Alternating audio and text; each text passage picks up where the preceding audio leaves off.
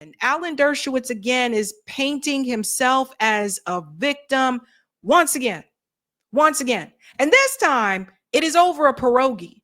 That's right, ladies and gentlemen. Alan Dershowitz tried to pull a whole hissy fit because he was denied a pierogi. For those who don't know, pierogis are those little yummy potato-filled little pastry kind of things, but not really a pastry. They have potatoes and cheese in the inside, sometimes a little bit of bacon and some chives. Anywho, Dershowitz pierogi gate feud with Martha's Vineyard vendor escalates. So I'll show you the video of that conversation that he had as well. He was at Martha's Vineyard. So let's put this all together, okay? Alan Dershowitz was at Martha's Vineyard, and he's complaining because a pierogi stand vendor refused to sell a pierogi to him. First, let's take 2 steps back. The fact that you're at Martha's Vineyard, let's talk about the class issue here. I live in Massachusetts. I've never been to Martha's Vineyard. Not saying that I can't go, but let's just talk about this for a second. Particularly this time of year, usually people with money go. Usually it's people with money who are there. So you're in Martha's Vineyard, and your biggest complaint is that you couldn't get a pierogi from the pierogi stand because they didn't want to donate. They didn't want to give pierogi to someone who was promoting genocide, someone who's advocating for Israel's genocide. This is what Alan Dershowitz is upset about. This guy is destined to make himself the most ultimate victim in the world. He is now threatening legal action against the Martha's Vineyard Farmers Market vendor who refused him service over the celebrity attorney's past clients. Why it matters. The pierogi protestation shows how high political tensions can run and that Massachusetts have few legal protections against service refusal based on ideology. So first and foremost, this is a private vendor, right? They can refuse service. I feel like people sometimes don't know that, but they can. They can refuse service, right? So let's get into this conversation here. Here is Alan Dershowitz at Martha's Vineyard, and he is upset. Listen to this. He is confronting good pierogi. Check this out. In an effort to try to restore community and to ask you to sell me pierogi in the interest of keeping the island together so we don't have 2 pierogi stands, one for anti-Zionists and one for people who will sell to everybody. So I'd ask you to please just sell me any one of your products to show that you're prepared to sell to anybody and not allow your anti-Zionism to decide which people will sell. Ethan, this man is calling me an anti-Zionist. This man, excuse me, this man is a saint. I also offer you this book, which thank you. I signed it to you. To Krem, please learn the truth. Thank you so much, Alan. You Thank you so much. I am very surprised that you're here because of the things that you've been saying about us and the business. Not just you, yeah. Online. Yeah. So good pierogi is our business and Krem is me. And I really do not appreciate what you've been sharing in the last week. Is it true? Of course. You have proof that I am an anti-Semite. Yeah, you protested the Jewish Culture Festival last year, which had nothing to do with Israel or Zionism. It was just Jewish food, Jewish music, Jewish art, and you protested it, and the rabbi said that was an anti-Semitic act. Do you disagree? So do you see what Alan Dershowitz is doing?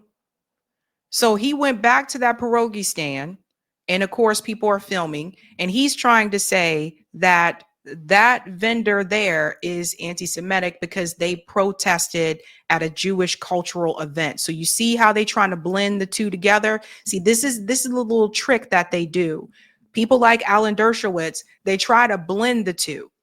So they try to make it so that if you say you're anti-Zionist, that basically means you're anti-Judaism. That's a trick. 2, the fact that Alan Dershowitz is a lawyer, one would think that he would know that a private business can refuse service to anyone. One would think he would know that. And I'm pretty sure he probably does know that. But this is a greater push here to make him out to be the ultimate victim. With that? I do disagree with You that. think it's okay to protest Jewish cultural events and not be called an anti-Semite? Thank you. My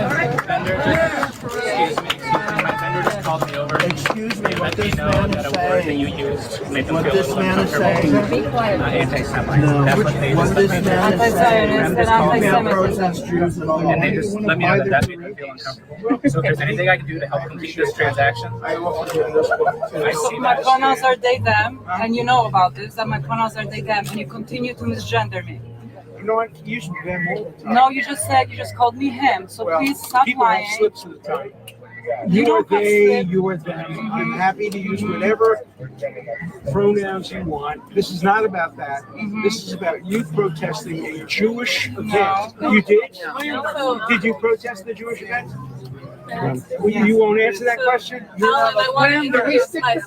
Hi, I'm Alan. Yeah, I'm Talia. What are you? I'm a Jewish member of the community who is one of the organizers of the peaceful Jewish-led protest Against? outside of the Pause. So she is Jewish.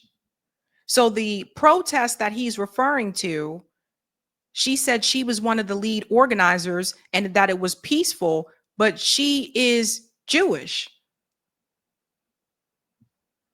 Now, I don't know if he knew that, but let's go on. Jewish cultural The Jewish festival. Cultural Festival. You Could you protested please the let me fact that you're finish? Jewish doesn't This is not matter. a cross-examination, it's a conversation. Okay. Okay? Yeah. Very important to know how much of the vineyard supports this Alan, bigotry. listen Hey, to me. don't call us bigots. Don't call us bigots. My grandparents died in the Holocaust. Don't you call me an anti-Semite. Everybody flee with banners that said, all liberation is inextricably linked. My Jewish culture is a history of resistance against genocide. We are not anti-Semites. We stand against oppression of all people. That part right there, she said her Jewish culture is resistance against genocide, against the oppression of all people.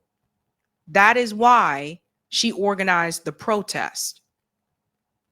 Protested a Jewish cultural event. No, Jewish we did music, not. Why are you Jewish telling me what I protested? Yes, Because exactly. everybody was there. They saw it. You didn't. You were you there? You were there? Of course I was. You weren't Of there. course I was. Truth is Of course I was. subjective, okay? We Yeah, get to all that's have what opinions. all bigots say. You're lying about everything. Alan, you're Please do bullying us. not bully us. Please do not call us bigots. Bullying you. You're the one who We won't are- sell me my pierogi. Yeah, You're but the not- one who won't sell me my pierogi. I'm It's not not bullying happening you. anymore, I'm just sir. asking It's you to time read the for other side of the I don't story. want to read this story.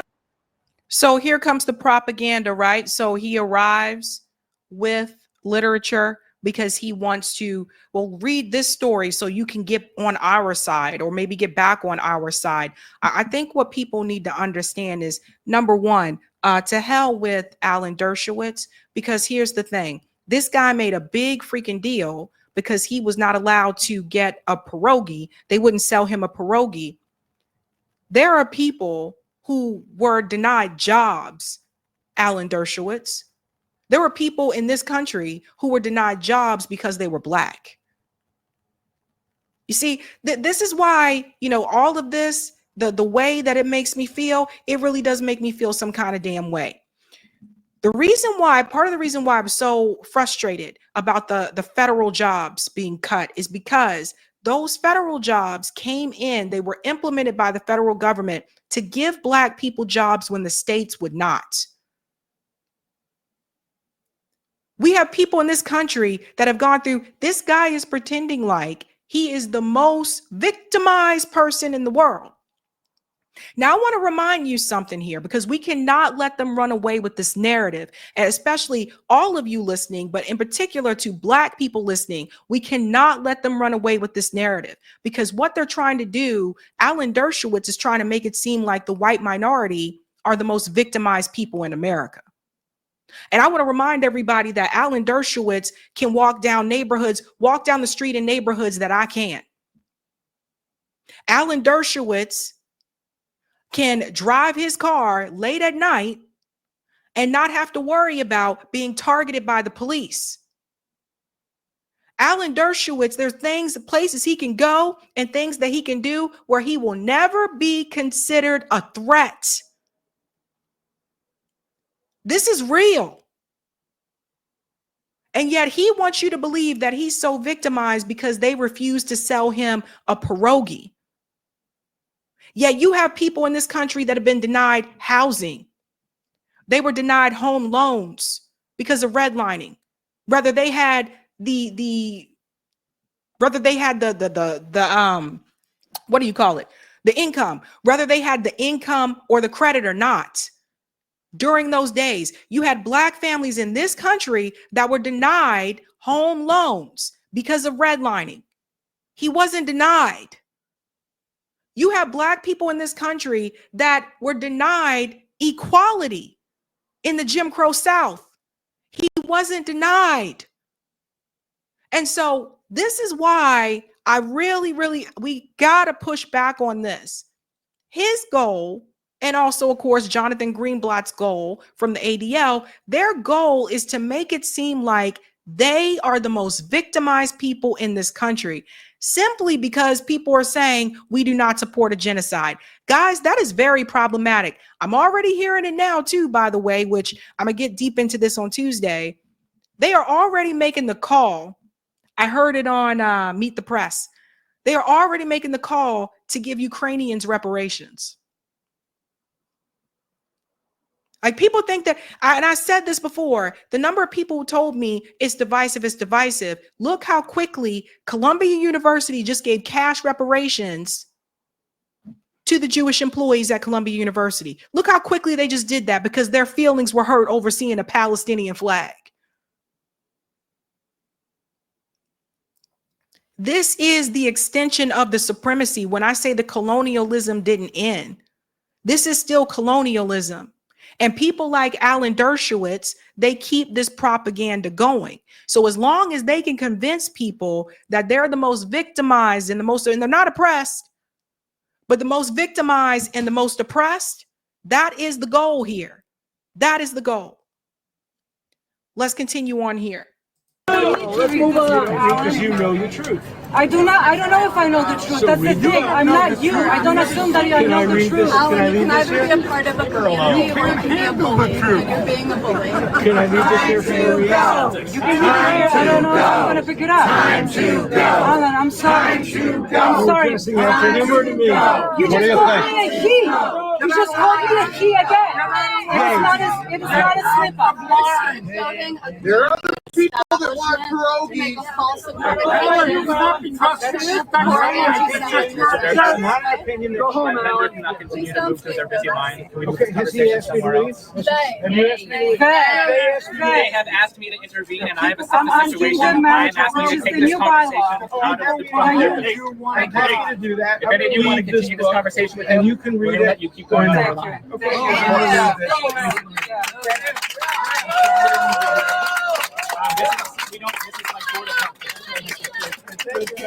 Go home, wherever that is. They said, go home wherever that is. Like, imagine complaining about the fact that you weren't served a pierogi and you're literally cheerleading on Israel, who is starving Palestinian people right now, but you are complaining because you were denied a pierogi. People are fighting back the best way that they can. And for that vendor, that was their way of fighting back.